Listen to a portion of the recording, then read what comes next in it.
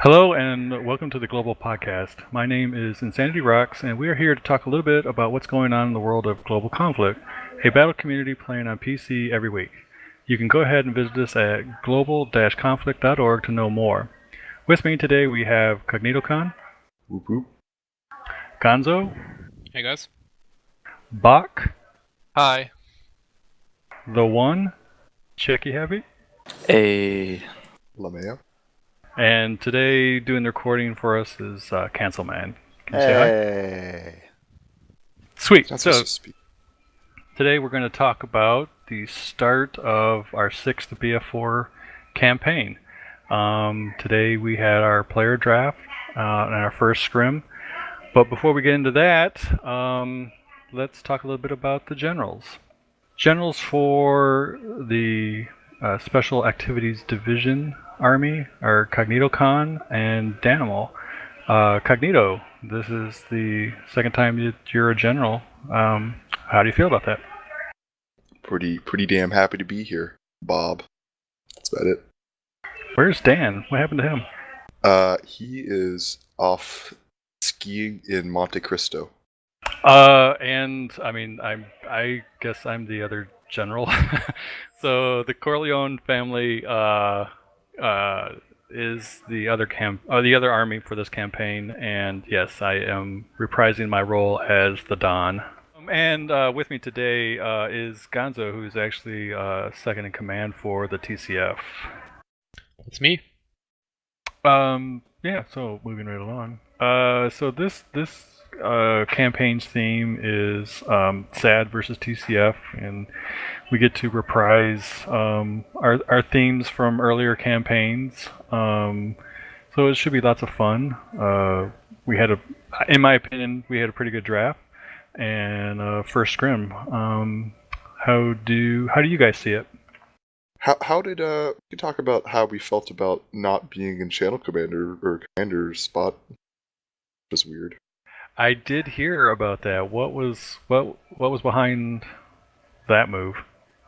Okay, so the basic idea behind it was to use the channel commander or the commander view, but not use any of the assets.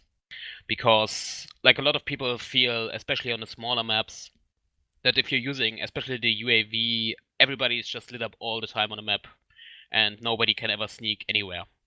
So we wanted to try this out. It kind of evolved a little bit. We tried it on Zavod 32, and that map is so small that it's questionable if you need a commander in the first place, like if you're not using the assets anyway.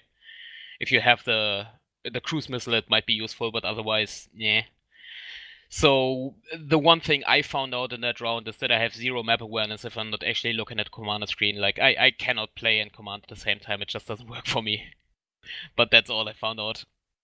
Go I old found out school, some people command have from more a map. problems than I have. I mean, I don't know. I didn't have this problem for one, so I was okay with it. Seemed to work fine for me. Did you actually talk to people though, or did things just fall into place somehow? Everyone in my army knows what they're doing already. So Yeah, this wasn't see, a problem. exactly. So the question for me is, are you really FCing at that point? I would excuse say, me. for me personally, no.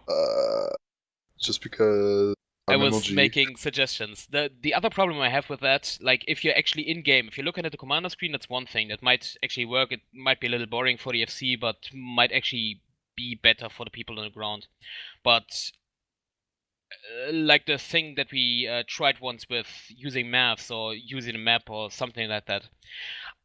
Main problem for me is, since I can't see any names, I can't tell specific people to go to specific places. So I'm basically super reliant on everybody keeping me up to date on where they are all the time, and that just gets annoying. Also, it clutters up channel commander, and important things don't go through anymore. That's interesting. I actually prefer to have commander mode still, full bore. The thing is that the maps where it's viable not to use commander mode, there's no point in even being in a position where you can like watch over the whole map, in my opinion, because there's like two flags. It doesn't really matter. Like Zavad, like Caesar Shanghai. I don't, and I don't know. I mean, No, I commanded the it's whole exactly day. what I'm saying. If you're not using the assets, you might just as well not even be in the spot, because there's really no reason to have a commander on such a small map. Everybody pretty much knows where they need to go. Right, and with big maps, I think the commander assets are somewhat useful and strategic to a degree, Yeah. because it's deciding where to put the UAV and all that stuff. Yeah, but exactly. But if you use the UAV on the VOD, then you can easily light up Sure. 75% of the players at once. And this is part of the problem with having to do smaller maps. 32 vehicles tends to be so small that the UAV covers the whole map practically. Yeah. Anyway. No, good stuff. Good stuff. So, how did everyone? Did anyone get any feedback on no jets? People seem to be okay with it. The chopper guys said it was a little annoying, actually, of all things, because it was Really? very reliant on having stingers on the ground to take out the other enemy chopper, because the jet never takes out the chopper because it doesn't exist anymore. I don't know how much that was just Sal bitching, but I don't know. Well, there were requests for more stingers on the ground on our side as well, so I think Yeah. that's universal. Right. One guy, That's just or Battlefield. Sprees, commented that it made infantry play better. I don't really know how much jets kill infantry players, but I'm sure the little amount that they do, it was better. But I mean, I don't know. It didn't seem, and no one was complaining that there were no jets. Put it that way. I was. Yeah, but no one listens to Checky. I don't know who dragged him Wow. down to this podcast. God, Yeah, who would do that? some degenerate.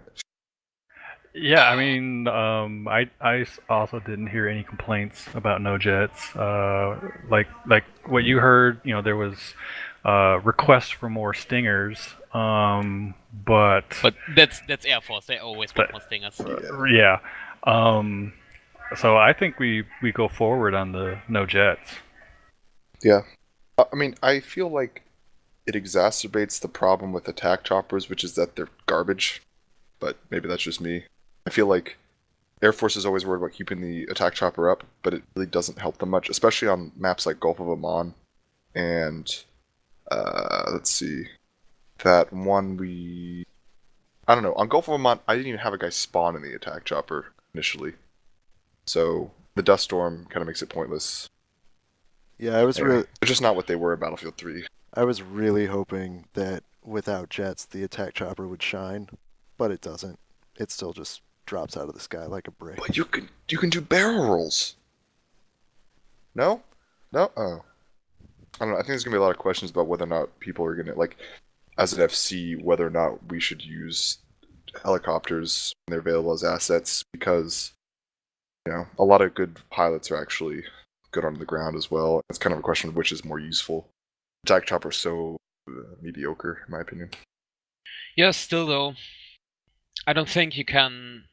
We would have to decide that like unilaterally, because if only one army has an attack chopper up, it's really useful. But as soon as the other one is up, they're mainly focused on like staying alive and taking out the other chopper. To a degree, but I feel like a lot of people mention that the second you fire a rocket at or stinger at a attack chopper, it bugs off. It's not that hard to keep them at bay for the most part. But again, I didn't really play on the ground too much, so I don't really know. Little birds are still a pain in the ass, but As always. yeah, that's no change there. So, in closing, we're going to have our second scrim next week. If you want to join us, sign up in the forums and get drafted in ABC, and you'll get selected to an army. And we'll see you on the battlefield. So, I've been Insanity Rocks. Thanks to Cognito, Gonzo, Bach, The One, and Checky, and Cancelman doing the recording for us. We will see you next week.